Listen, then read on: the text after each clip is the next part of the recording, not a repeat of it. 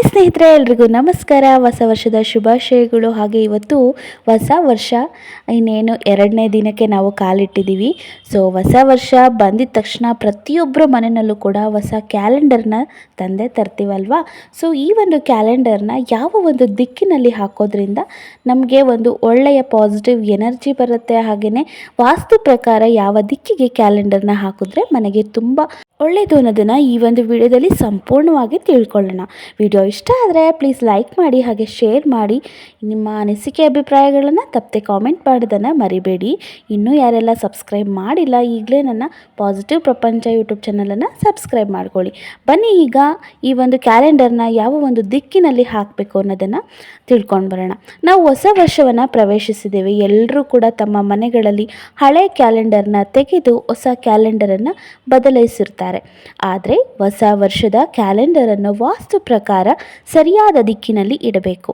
ಏಕೆಂದರೆ ಮನೆಯಲ್ಲಿರುವ ವಸ್ತುಗಳು ವಾಸ್ತು ಪ್ರಕಾರ ಇದ್ದರೆ ಮನೆಯಲ್ಲಿ ಧನಾತ್ಮಕ ಶಕ್ತಿ ತುಂಬಿರುತ್ತದೆ. ಇದರಿಂದ ಮನೆಯಲ್ಲಿ ಹೆಚ್ಚಿನ ಹಣ ಸಂಗ್ರಹವಾಗುತ್ತದೆ ಮತ್ತು ಮನೆಯ ಜನರು ತಮ್ಮ ಜೀವನದಲ್ಲಿ ಸುಧಾರಣೆಯನ್ನು ಕಾಣುತ್ತಾರೆ. ನೀವು ಈ ಹಿಂದೆ ನಿಮ್ಮ ಮನೆಯಲ್ಲಿ ವಾಸ್ತು ಪ್ರಕಾರ ಕ್ಯಾಲೆಂಡರನ್ನು ಹಾಕಿಲ್ಲದಿದ್ದರೆ ಈ ವರ್ಷ ನಿಮ್ಮ ಮನೆಯಲ್ಲಿ ವಾಸ್ತು ಪ್ರಕಾರ ಕ್ಯಾಲೆಂಡರನ್ನು ಇರಿಸಿ. ಇದರಿಂದ ನೀವು ಖಂಡಿತವಾಗಿಯೂ ಉತ್ತಮ ಬದಲಾವಣೆಯನ್ನು ನೋಡುತ್ತೀರಾ.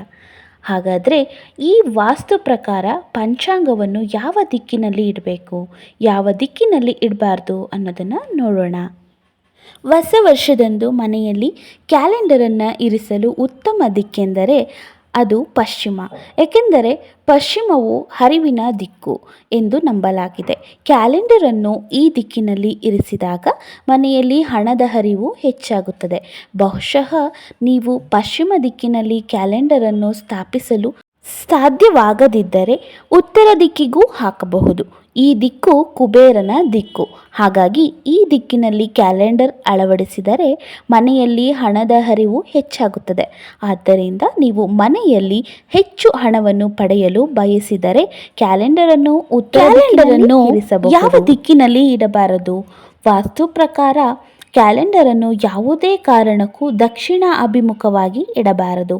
ಹಾಗೆ ಇಟ್ಟುಕೊಂಡರೆ ನಷ್ಟ ಎದುರಿಸಬೇಕಾಗುತ್ತದೆ. ಕ್ಯಾಲೆಂಡರನ್ನು ಈ ದಿಕ್ಕಿನಲ್ಲಿ ಇರಿಸಿದರೆ ಬಹಳಷ್ಟು ವೈದ್ಯಕೀಯ ವೆಚ್ಚಗಳನ್ನು ಎದುರಿಸಬೇಕಾಗುತ್ತದೆ ಮತ್ತು ಸಾಕಷ್ಟು ಹಣದ ನಷ್ಟವನ್ನು ಎದುರಿಸಬೇಕಾಗುತ್ತದೆ. ಹಾಗಾದರೆ ಕ್ಯಾಲೆಂಡರನ್ನು ಎಲ್ಲಿ ಇಡಬಾರದು ಅಂತ ಹೇಳೋದಾದರೆ, ಕ್ಯಾಲೆಂಡರನ್ನು ಬಾಗಿಲಿನ ಹಿಂದೆ ಯಾವುದೇ ಕಾರಣಕ್ಕೂ ಇಡಬಾರದು. ಜೊತೆಗೆ ಅದನ್ನು ಕಿಟಕಿಯ ಬಳಿ ಕೂಡ ಇಡಬಾರದು. ಮನೆಯ ಮುಖ್ಯ ಬಾಗಿಲಿನ ಬಳಿ ಕ್ಯಾಲೆಂಡರನ್ನು ಇಡಬೇಡಿ. ಇದು ಮನೆಯವರ ಪ್ರಗತಿಗೆ ಅಡ್ಡಿಯಾಗಬಹುದು. ವಾಸ್ತು ಪ್ರಕಾರ ಮನೆಯಲ್ಲಿ ಅಳವಡಿಸಿರುವ ಕ್ಯಾಲೆಂಡರ್ ಗಾಳಿಗೆ ಹಾರಿ ಹೋಗಬಾರದು. ಇದು ಮನೆಯವರ ಪ್ರಗತಿಗೆ ಅಡ್ಡಿಯಾಗುತ್ತದೆ ಮತ್ತು ಕೆಟ್ಟ ಪರಿಣಾಮಗಳನ್ನು ಬೀರುತ್ತದೆ. ಯಾವ ರೀತಿಯ ಕ್ಯಾಲೆಂಡರನ್ನು ಖರೀದಿಸಬಾರದು ಅಂತ ನೋಡೋದಾದರೆ, ಮನೆಯಲ್ಲಿ ಇಡುವ ಕ್ಯಾಲೆಂಡರ್ ಯುದ್ಧದ ಚಿತ್ರವನ್ನು ಹೊಂದಿರಬಾರದು. ಹಾಗೆಯೇ ಹಡಗು ಮುಳುಗುತ್ತಿರುವ ಚಿತ್ರವಿರುವ ಕ್ಯಾಲೆಂಡರ್ ಇಟ್ಟುಕೊಳ್ಳಬೇಡಿ. ಇದು ಮನೆಯಲ್ಲಿ ನಕಾರಾತ್ಮಕ ಶಕ್ತಿಯನ್ನು ತರುತ್ತದೆ.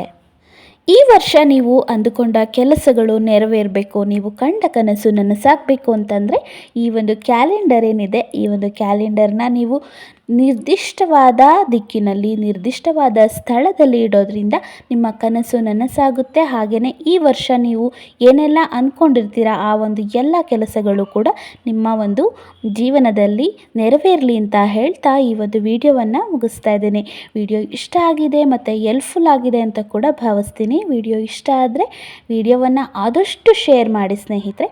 ಇನ್ನು ಹೆಚ್ಚಿನ ಈ ರೀತಿಯ ಇನ್ಫಾರ್ಮೇಟಿವ್ ವಿಡಿಯೋಗೋಸ್ಕರ ಪಾಸಿಟಿವ್ ಪ್ರಪಂಚ ಯೂಟ್ಯೂಬ್ ಚಾನಲನ್ನು ಸಬ್ಸ್ಕ್ರೈಬ್ ಮಾಡೋದನ್ನು ಮರಿಬೇಡಿ.